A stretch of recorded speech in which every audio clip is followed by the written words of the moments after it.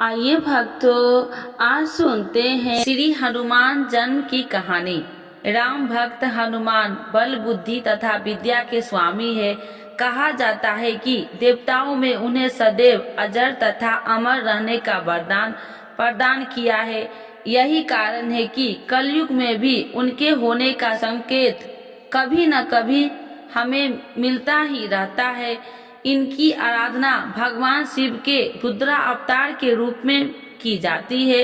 पौराणिक कथा के अनुसार राजा दशरथ के जब कोई संतान नहीं हुई, तब उनके कुल गुरु महर्षि वशिष्ठ ने पुत्र यज्ञ के आयोजन का परामर्श दिया। दूर दूर से इस यज्ञ में भाग लेने के लिए एक से एक विद्वान महात्मा आए तथा यज्ञ को सफलता पूर्वक पूरा किया।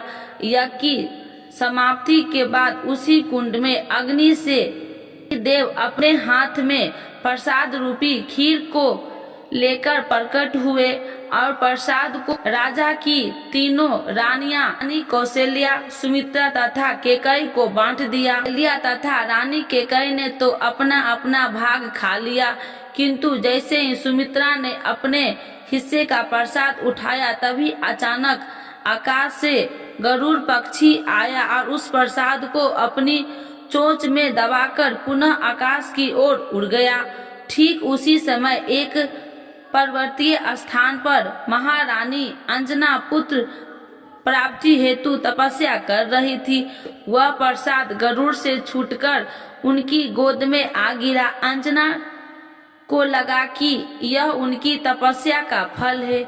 उन्होंने उस प्रसाद को ईश्वर का आशीर्वाद समझकर उसे खा लिया, जिससे उन्हें हनुमान जी पुत्र रूप में प्राप्त हुए। उधर सुमित्रा को निराश देखकर रानी कौशल्या तथा केकई ने रानी सुमित्रा को अपने प्रसाद में से थोड़ा थोड़ा भाग दिया। इसी कारण रानी सुमित्रा को दो जुड़वा संतान के रूप में लक्ष्मण तथा शत्रुघ्न पैदा हुए। साथ ही राजा दशरथ की रानी कौशल्या को श्री राम तथा केकई के भरत पुत्र रूप में प्राप्त हुए। एक अन्य कथा हमें बताती है कि देवताओं के राजा इंद्र ने स्वर्ग लोक में बहुत सी अप्सराएं रहा करती थी। उन्हीं अप्सराओं में से एक कुंजी कस्थला नाम की अप्सराएं थी। एक समय इंद्र की सभा में उपस्थित थी। तभी दुर्वासा ऋषि की स्वर्ग लोक में आगमन हुआ। देवराज इंद्र तथा ऋषि दुर्वासा के बीच बात चल रही थी कि अप्सरा कुंजी कस्थला अपने चंचल स्वभाव के कारण एक स्थान पर न रहकर इधर उधर आ जा रही थी। उसने दुर्वासा ऋषि को क्रोध में आ गया और अपने ध्यान से विघ्न पड़ने के कारण उन्होंने पुंजिका स्थला को बानरी के जाने को श्राप दिया।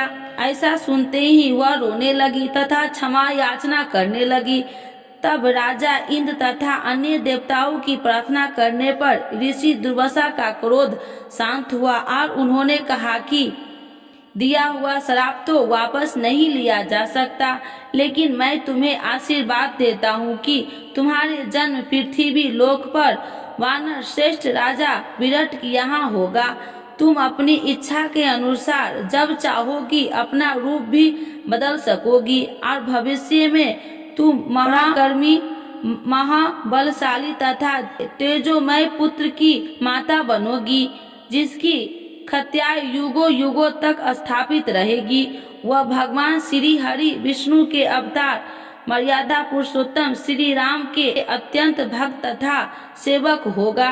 श्री राम जीवन की उसकी बहुत बड़ी भूमिका होगी तथा वह उनके कई कार्यों में सिद्ध होगा। उसी श्राप के परिणाम स्वरूप पुंजी कस्थला का जन्म मृत्यु लोक में राजा विराट के यहाँ पत्नी के गर्भ से हुआ था तथा उनका नाम अंजना रखा गया। अंजना जब विवाह योग्य हो गई तो राजा विराट ने वानर राज केसरी से उनका विवाह करा दिया, जिसके पश्चात श्री हनुमान जी का जन्म हुआ।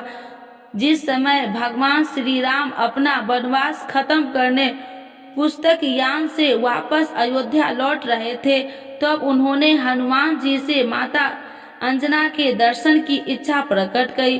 तब सभी माता अंजना के दर्शन को गए तथा श्री राम ने ऐसे तेजस्वी पुत्र को जन्म देने के लिए अंजना माँ की प्रशंसा की। इसी तरह एक कहानी और भी है। समुद्र मंथन की कथा तो आपने सुनी होगी। इस समय अमृत से भरा हुआ कलश समुद्र से निकला तो असुर उसे लेकर भागने लगे। उस समय भगवान विष्णु ने मोहिनी रूप धरकर असुरों को अपने रूप से मोहित करते हुए वह अमृत कलश उनसे प्राप्त कर लिया और देवताओं को अमृत पान करवाया। राहु नामक एक असुर ने धोखे से एक देवता का रूप धारण कर अमृत पी लिया था, लेकिन वह अमृत उसके गले के नीचे उतरने से पहले ही विष्णु जी अपने सुदर्शन चक्र से उसका गला काट दिया, तो वे राहु केवल धर अमर हो गया। कहते हैं कि श्री हरि विष्णु का वह रूप इतना सुंदर था कि भगवान शिव ने जब वह रूप देखा तो वे भी मोहित हो गए और उनका तेज संकलित हो गया। भगवान शिव ने उस तेज को संभाल पाना किसी भी वश में नहीं था। सभी देवता विचार करने लगे कि इस तेज का क्या किया जाए। तभी सभी देवताओं की सलाह मानकर विष्णु जी ने इस तेज को धारण करने की क्षमता प्रदान करते हुए तपस्या कर रही थी अंजना के गर्भ में स्थापित कर दिया, जिससे शिव जी के 11वें रुद्रावतार के रूप में महाबलशाली श्री हनुमान जी का जन्म हुआ।